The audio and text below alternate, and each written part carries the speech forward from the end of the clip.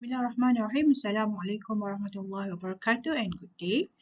Okay, today I would like to continue with the new topic, which is requirement engineering and design.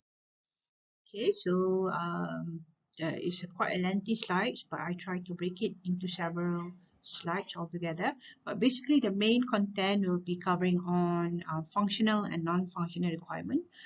Okay, and then let's take a look at generic activities of requirement engineering process, right? And then to describe generic activities for software design and implementation, and then to explain the design model.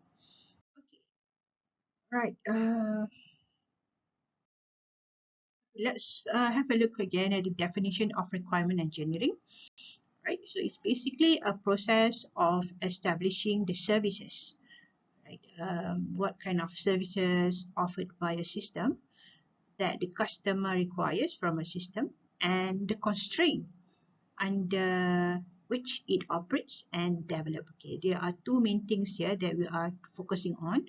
First is to identify what kind of services that will be offered by the system, which is required by the customer. Secondly, we will be taking into consideration, we also have to bear in mind the constraint that that the system need to take into account when it operates and also when it is being developed.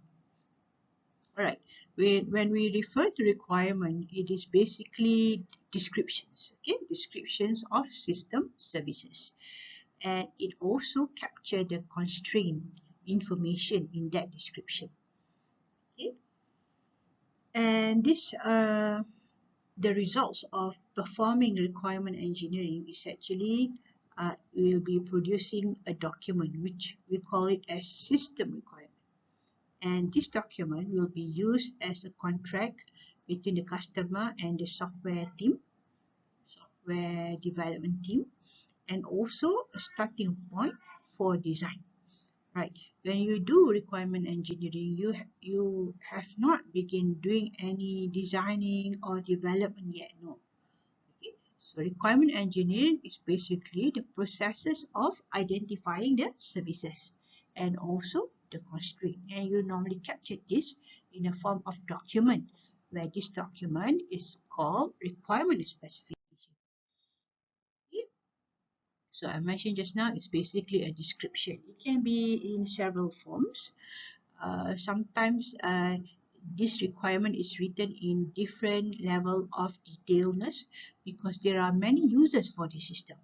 So if you are writing it for the purpose of system developer or system engineer, of course they want it to be very detailed, but you don't want it to be too detailed if it will be read by the customer. Okay? And sometimes if you need to make it very detailed, so sometimes it is supported by mathematical function, right? Maybe to show a calculation, any formula, all those things. Okay? And this requirement is actually important because it is a basis, okay, a foundation that is being used. This document will be used for bid for a contract. For example, a company would like to develop a system, and uh, that company need to find a software company that could offer or could develop the system that they want. So all what they want, what kind of services and constraint need to be recorded, and this document will be used for a bid for a contract. Okay, so it must be detailed enough so that the company that would like to bid for that project understand the requirement of the system.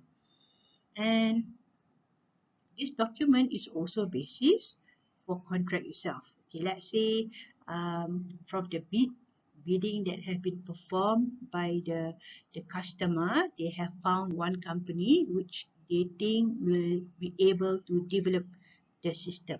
So this requirement documentation will be used as a contract between the customer and the chosen software company. Alright, there are two types of requirement. One is user requirement, which is normally written in a normal natural language, okay, very layman way of writing, which is understandable by the customer. And basically, again, requirement will get to services and also the constraint. Yep. And the other one is system requirement. So when you say system requirement, it means it's more detailed. Normally, it follows certain format or certain template, captures the system functions, services, and the constraint, right? So it can be used as a contract between client and contractor of the software, right? So because it's very detailed, so you can use it as a basis of a contract. Okay, this is an example. The upper part is a user requirement. So this is normally in a very general manner, describing the function.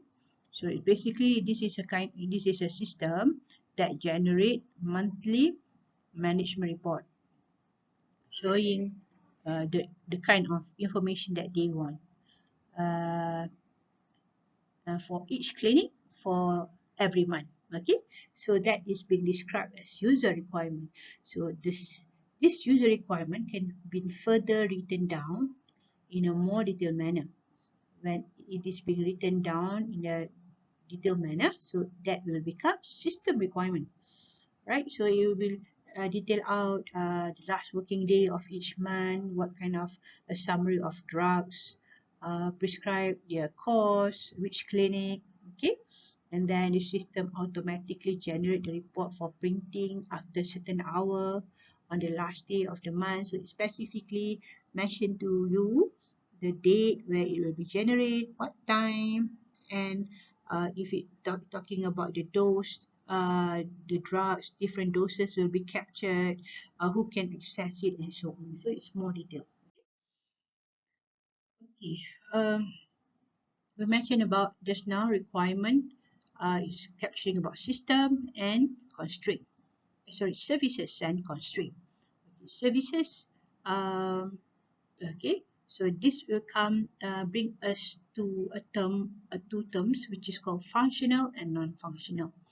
Okay, when you describe about the services, you can describe it in two ways. Okay, normally they are both of these are being included in the description. Okay, the first one is called functional requirement. So when you say functional requirement, it is describing the function of the system, what the system should do. It can be described in a high level or detail level. Okay. Okay. Oh, this one. Functional user requirement, of course, we mentioned just now, it will be described in a high level. The functional can also be described in terms of the system requirement in a greater detail. Another form of requirement to describe the services is called non-functional requirement. So this is describing more on the aspect of constraint. This is more on the function of the system. Non-functional is more describing on the constraint of the system or services or function. Okay. So offered persist, okay, such as to get some idea is about timing constraint on the development aspect, on the standard. Okay. So this is not directly on what the system can do. This is more on describing the the the possible challenges that can happen when the user is using the system. Okay. Often apply to the system as a whole. So non-functional normally apply on the system as a whole, not on the specific services. Alright, an example of functional requirement. For example, for this MHS, PMS, this is actually a health medical system. If you go and check in our textbook, the author has provided us with several case study. This is one of it. This is basically a health management system. Okay, an example of functional requirement is about what the system can do. So basically, in this example, it describes the user able to search. Okay, that is related to what the user can do. For example, the system can also generate a list of patients. Okay, and the system it allow the user to use the 8-digit employee number for security purposes. Okay, so when we mention about functional requirement, we are basically describing what the system can do. Sometimes along the way, when you are capturing the requirement, there will be some cases where the requirement is not precise. Okay, maybe it is written ambiguously. Why it happened this way? Because when this is written, sometimes when the requirement is written, the requirement is being written by the software analyst from the software team. Okay? So sometimes the system analysts are writing the requirement from their point of view, not from the user point of view. Okay? So uh, when during the discussion with the customer, okay, they try to get to know what kind of services or functions that the customer want. So when they get back to their office and try to write this requirement, sometimes they think it from a different perspective. Okay? For example, when we are looking for a function related to search can be done in many ways. If the search is done from the user point of view for this example, so maybe the patient is more interested to check where the where does the customer used to have their appointment at, at which clinic. But the, when this is written from a developer point of view, maybe they are having a different understanding of what kind of search. Okay? Maybe a search for a patient name in individual clinic, so only for one clinic. But for the user perspective, maybe they want to know which clinic I have went to before. Okay, that is a kind of imprecision that might happen because the requirement is being interpreted slightly differently from different perspective. Okay, other than requirement need to be written in a very precise manner, it should be complete and consistent. Right? So complete means it should the description covers all facilities required, all services required. Consistent meaning that what you explained earlier for uh, in the, for example, in the user requirement, it should be consistent with the requirement that you have written for system specification. Okay, so it should be consistent throughout. So what we have been written during the early phase should be consistent when it is being developed, and it should be consistent when it is being tested. Right. So let's look at the non-functional requirement.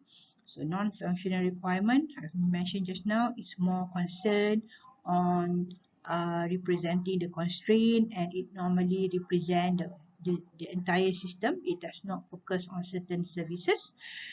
For example, when the system properties is describing about the reliability of the system, the response time, how fast the system responds, how long the system will be available. About the storage requirement, is it will be the system requires a lot of storage that makes the, for example, if it is a mobile apps, we normally don't want the application to use a lot of storage, yeah. So it will make the processes like slow, and it make the entire processes on the user's mobile phone will be slow. So you don't want that to happen. So that is a kind of description describing non-functional requirement. So sometimes maybe it is more critical than the functional requirement, right? So uh, deciding on the non-functional requirement will decide on the overall architecture. Architecture is the big plan, okay? Big plan of the entire system. Okay, what are the components, how that component reacts, and all those that is like that is an architecture. It's like if you build a house, you have an architect drawing the house, right? So that is a kind of architecture uh, representation, or that is how you can imagine for software architecture.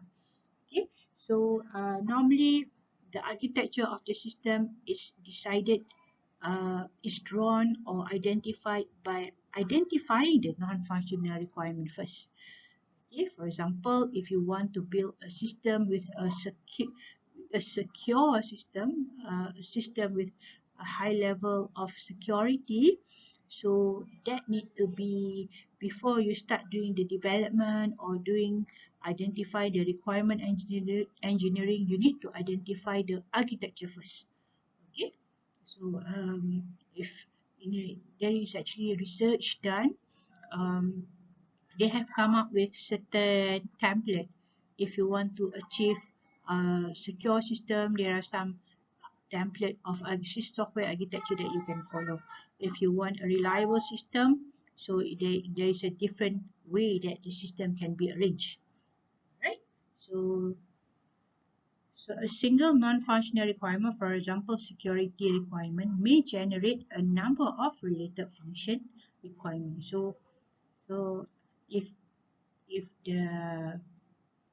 the software team, together with the discussion with the customer, decided on the non-functional requirement, for example, secure or reliability, so that, for example, one non-functional requirement can actually generate uh, several other services or functionality underneath it. Okay? Right. So to get some idea what non-functional requirement is, okay, can be broken down into three. Okay, so this is according to Ian Somerville, the author of the book.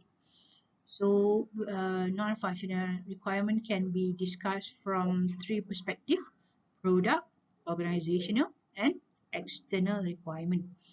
Okay, related to the requirement, the non-functional can be broken down into usability, how the system looks like, is it suitable or not, is it designed for the suitable user, is it usable for the user, uh, and also from the perspective of product requirement, we will be talking about efficiency. Okay, is it efficient enough in terms of less number of errors, right? Security, is it secure enough that the data or the processes within the system is not interfered by those who are not having uh, correct or acceptable access, right? And dependable. Okay, Ian Somerville used slightly a new term, which me myself have not been using it before. In this uh, book, Ian Somerville, the author, is using a term called dependability.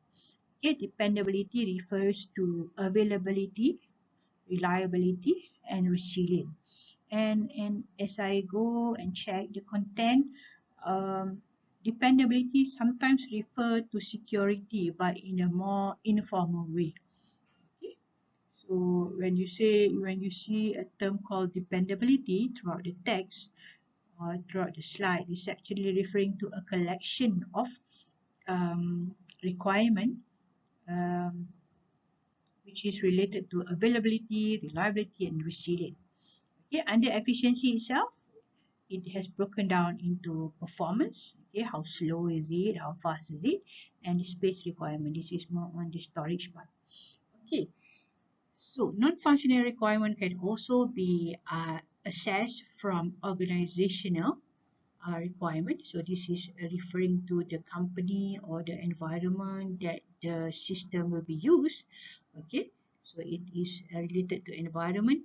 So that software can work if the requirement of the software is to be for the hospital environment, so it need to follow all the requirement in the hospital. If it's for school, so every of the requirements should be meeting the requirement of a school. Okay, and it's also from the perspective of development. Okay, if sometimes the organization need to follow certain development policy because they are actually trying to get certain types of certification. So you need to follow the development procedure. The same goes into the operational. Okay, so operational here in terms of the working hour. Okay, if it's online shopping, it need to be working 24/7, right? So for example in UUM, sometimes when the portal is being corrected, we cannot see the update straight away. Okay, the update will only be seen the following day.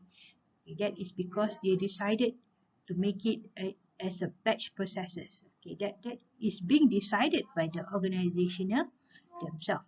Okay, there is other type which is called external. This is outside requirement which is outside of the organization. Okay, sometimes they need to follow certain regulation. For example, is for application system that requires money transfer. Okay, so they need to follow certain regulation by the Bank Negara Malaysia. So there are some procedure that they have to follow. Okay, if they do not follow, so their process will be, when the process are being audited, they might have a problem. Okay, and also in terms of the ethical requirement. Okay, so for example, for medical system, uh, the patient information is actually should not be revealed. So in order to do that, so they have to embed it in the requirement. So not everybody is allowed to print the data. Okay, when you access certain pages of the system, only certain user can access it. And also in terms of the legislative requirement. Okay, um, sometimes also for medical application, they need to follow certain regulation uh, from FDA, Food and Drugs Association in US. Okay, so they need to supply the information that is needed by that organization. So you need to follow it. Maybe in terms of accounting requirements, so the kind of reporting in terms of the financial information, maybe you need to identify certain data that is needed. Okay, the same goes with the safety requirement. Okay. Um, um, for from the medical perspective, okay, certain things need to be certain processes need to follow certain security or safety requirements. So the system, when you design it, you must ensure that the processes related to the safety or security uh, requirement is being met. Okay, so this is like the same, right? This is security from the perspective of product. This is security from the perspective of legislative, from the legal point of view. Okay, so give this to you. All right, so this is how non-functional requirement can be captured. Okay, so the same goes with your project. You need to identify what are the product requirement, organization requirement, and the external requirement. Okay, so you can capture it in this way. For example, this one is on available. How long does this, for example, this system clinic will be operational, right? Related to the product, and how will the system will be available, and if it is having a problem, if the server has to be gone down or need to be stopped or terminated due to certain purposes. So it should be following, not exceeding 5 seconds in one day. Okay, so that's how non-functional look like. So it is not describing what a system can do, but it is describing how the system should behave. Okay, it is describing the constraint. Okay, so from one or two of these non-functional requirements, it can lead to creation of several functional requirements. If from the organization perspective, okay, that organization can identify its own, for example, how to authenticate, how to log into the system. Okay, so they need to use a card.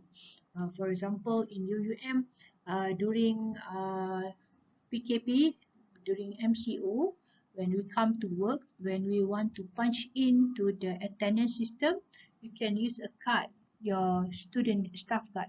But later, when things are more stable, when the MCO is already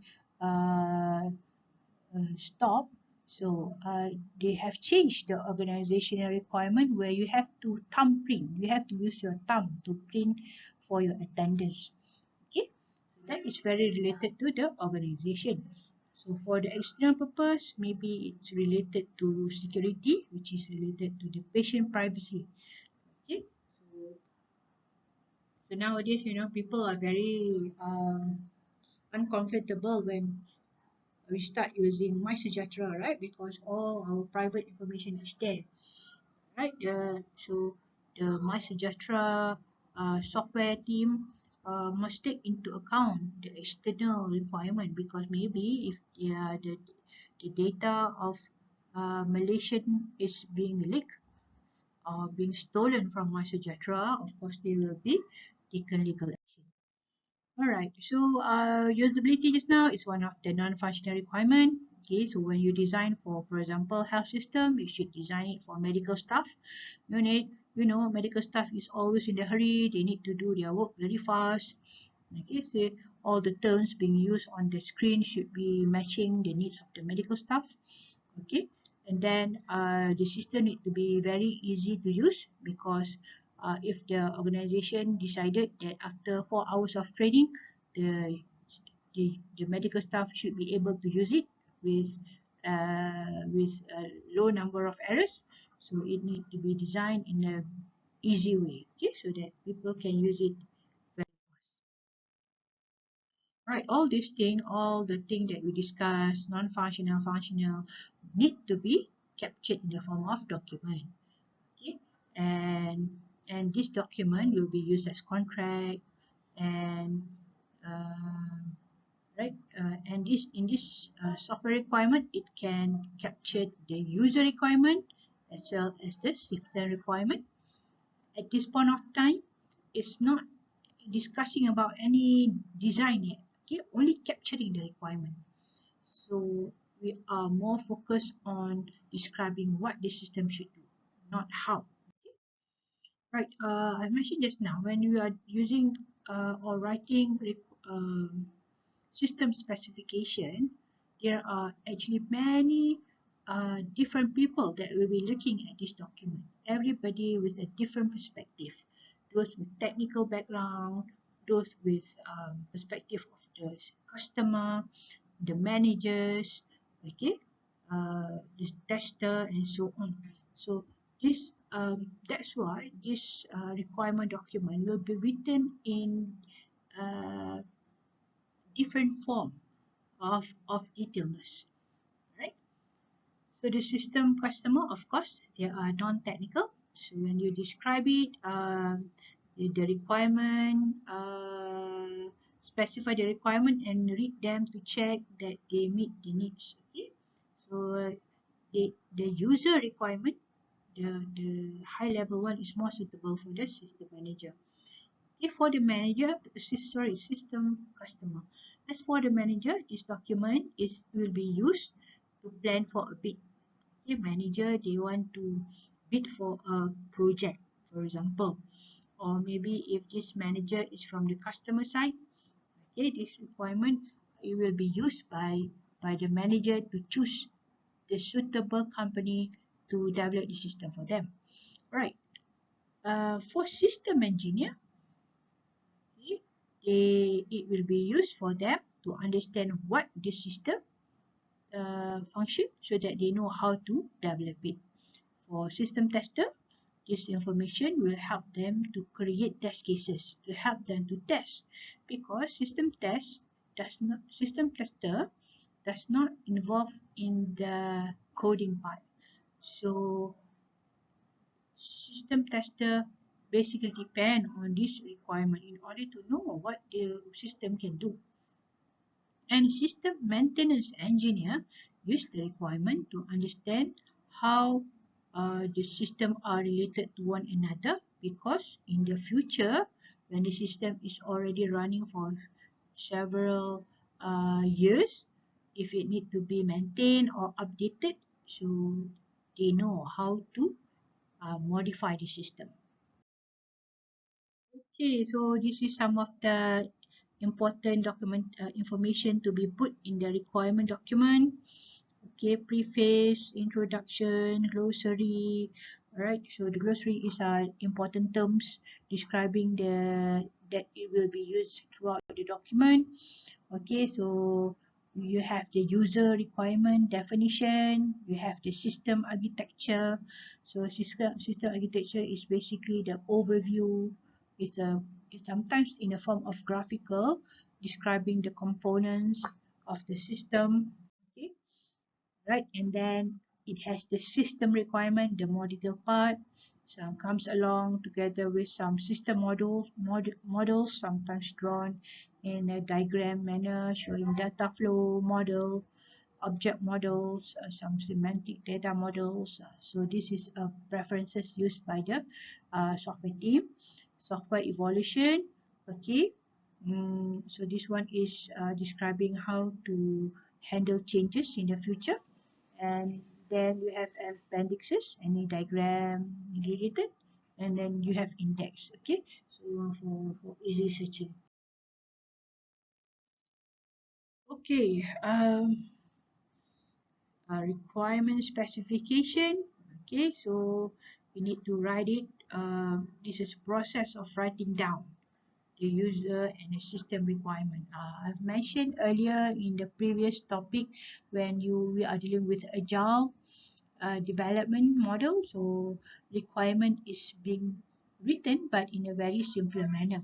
But this one here, I'm describing the process of requirement specification in a more general way. Okay. So when you write user requirement, it should be understandable by the end user, by the customer, especially when you write user requirement. Okay, because they are not having technical background. But when you write system requirement, you need to write it in a very detailed manner. And okay, I mentioned that this requirement can be part of the right. Okay, you can write it in different ways. Okay, why different ways? Because there are many people involved here, people with technical background, with non-technical background. You can use a natural language, right? So when you write this, each sentence should represent only one requirement. Maybe there are many functions, so when you write it, you don't combine it. Okay, write one by one. Okay, what the system can do, one sentence. And then if there are another function, write in another language, another sentence. Okay, sometimes you can use certain template, okay, certain format. Okay, so you need to follow it, and when you write it in a more structured way, so inshallah the data that you need to capture will always be there, because you need to follow the template. Okay, you know what are the data, who are the user, what are the process. So it is you can done it in a more structured way. Sometimes you can use design description. Okay, maybe you can write it the requirement, but the sentences is like a programming language. It's like pseudocode, or you can use graphical notation. I know some of you have taken a system analysis and design course, but some of you have not. So, or I think maybe you have use UML class diagram before, so it's like that. You can also represent the requirement in a graphical notation, or if is you need to capture it in a detailed manner where maybe you need to capture some mathematical concept, you can use another form of diagram which is called finite state machine, um, which is a way of capturing the requirement in a more detailed manner, just to avoid any description which is.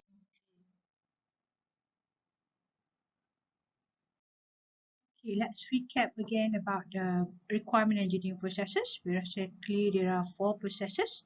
Okay, elicitation and analysis. Okay, uh, validation and also management. Right. Requirement elicitation analysis. Normally, even though earlier I mentioned that when you capture the requirement, don't put the design together, right? So actually, you can do that. It's just that you present the requirement first, and then the analysis and the design come later. Okay. Um, right.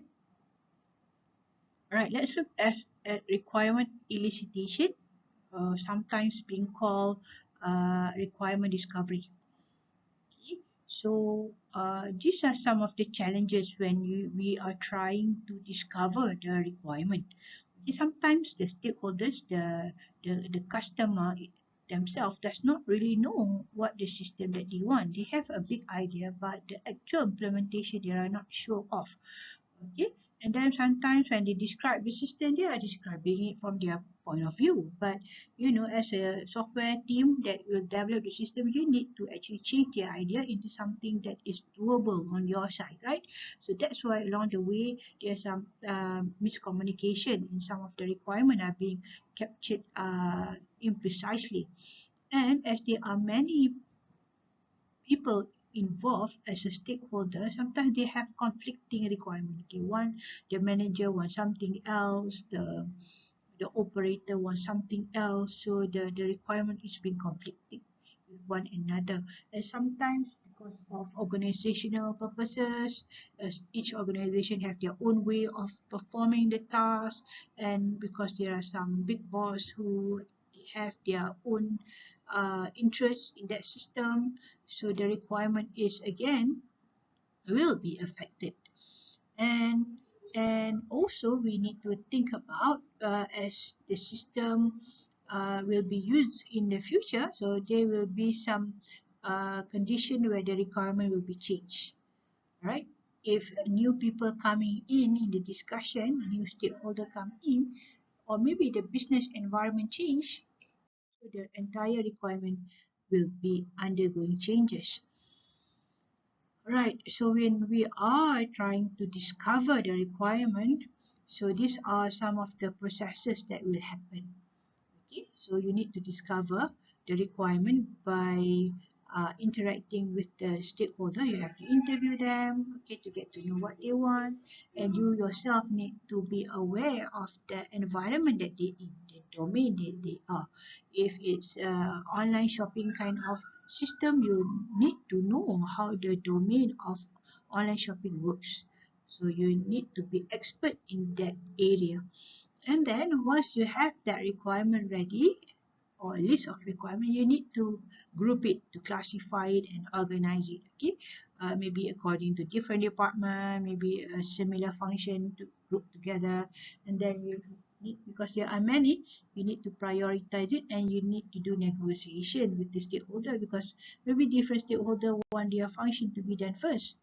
Okay, while the other department also wants their requirement to be developed first. Okay, and then you need to record it. Okay, requirement specification is the process of recording the requirement. Okay, so along the way, you need to talk to the user and so on. Okay, you need to also interact with the stakeholders from the manager side, and also on the external regulator part, to know whether they are have to follow certain legal or procedure decided by the government. Okay, and also you need to gather information also from the previous system or existing system if they have, right? Just to get to know what is the idea or that what kind of requirement or function needed by the user, right? So you'll be involving a lot of people from different department, okay, with different needs. And in order to do this, you can either interview, you can write your case study, and then you can observe. Okay, you can go and check them, observe how they do the processes. Right. So we have covered the first stage, okay, which is requirement elicitation, and also you have to analyze it. Okay, analyze is more like to organize things in order to see how the requirement link to one another. Okay, the next process is to validate it, to check, okay, to see whether is it valid. Okay, does the system provide the function with the best support that the customer need. Okay, so maybe you can identify whether what the customer need is that being can it be provided by the function that you propose. Okay, it should be consistent, because we are dealing with many users, different one with different needs. So maybe along the way, the requirement from one user, when it passed to another user, for example, it's not consistent. Maybe in terms of data, in terms of the processes, it's not consistent. You need to double check on that. You want to see whether is it complete. So is it what you have captured all the need by the customer? Is it real? Okay, can it be achieved with the time and budget that is allocated for the project? Is it verifiable? Okay, can it be checked? Okay, sometimes the reason why it cannot be checked because sometimes the requirement are being written, there are more than one requirement written, and sometimes it is being described in a very it's not in the detailed manner, so that when you want to test it, you cannot test because the description of the requirement is not clear. Okay? So one way of doing validation for the requirement is by doing reviews. Okay, so reviews is basically you have a team of experts. You give it the requirement specification document to them. They will go and check it to ensure consistency and to check whether the requirement is being written in a very detailed manner and coherent manner. Or another way is to do prototyping. Okay, you come up with a design, maybe a screen design, then you show it to the customer to see whether is that what the customer want. Okay, because you show it in the form of graphical, so maybe it's more understandable to them. And then you try to create test cases. Okay, when you want to create test cases, the requirement need to be written in a detailed manner, because the tester, when they want to generate the test case, they need to be clear what data, what output. So if it's not clear, it shows that the requirement is cannot be verifiable. Okay, the last aspect is on managing the requirement itself. Okay, so because it's a very lengthy process, many people involved along the way. So you need to make sure that the requirement are being captured in a very and organized and managed in a very systematic order. Okay, you need to keep track of the individual requirement. So you need to maintain the links between that particular requirement with the document supporting it. In case that the requirement is being changed, you need to trace to know how the requirement, what is the new requirement. Okay, so those kind of things. So normally when you do this, of course you need tools. Okay, this is some decision that you need to do. Sometimes many organizations they don't spend money on this, so they do this manually. So just imagine what will happen. Okay, there will be one person who keep track of all the changes of requirement and so on, and then so you need to give ID to the requirement so that it's easier to check back. Okay, so and then in case that there are changes done on the requirement, okay, you need to identify whether to accept the changes or not. okay, to see whether how much cost it will be involved, right? And then this requirement, you need to make sure that it is traceable. Uh, so in the requirement management, we need to identify what is the policy to trace the document, right? So you want to see for each requirement, uh, and between requirement and in the system design. Okay, so all the document involved need to be traced back to the right requirement.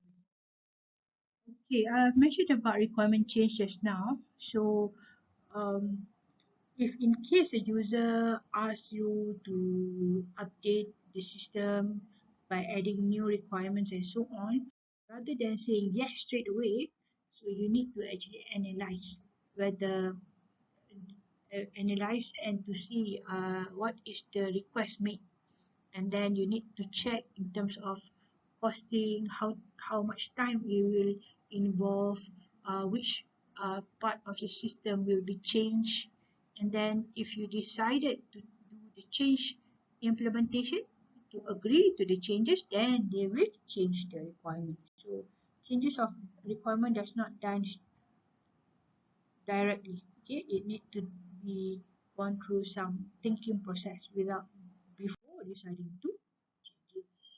Okay, so to recap what we have covered just now, when we say requirement, we are actually trying to describe to capture the system, the description about the system in terms of what the system will do or should do, and the constraint in the operation and its implementation. And then we take a look at two terms when you are describing the requirement. It can be described in terms of functional requirement and non-functional requirement. Okay, functional requirement is more like describing what the system should do, sorry, what the system do, right? Whereby non-functional requirement is describing the constraint of the system. Okay, so maybe one non-functional requirement, if you have decided one, maybe it will create several functions from there. Okay, and then all these functional requirement, you need to record it and you write it in the form of software requirement document. So this is a very detailed document where it can be used as a contract between the customer and the software team. Then we take a look again at the requirement engineering processes, which is there are four: requirement elicitation, analysis, validation, and management. Okay, and then we take a look at some of the processes within each one of these.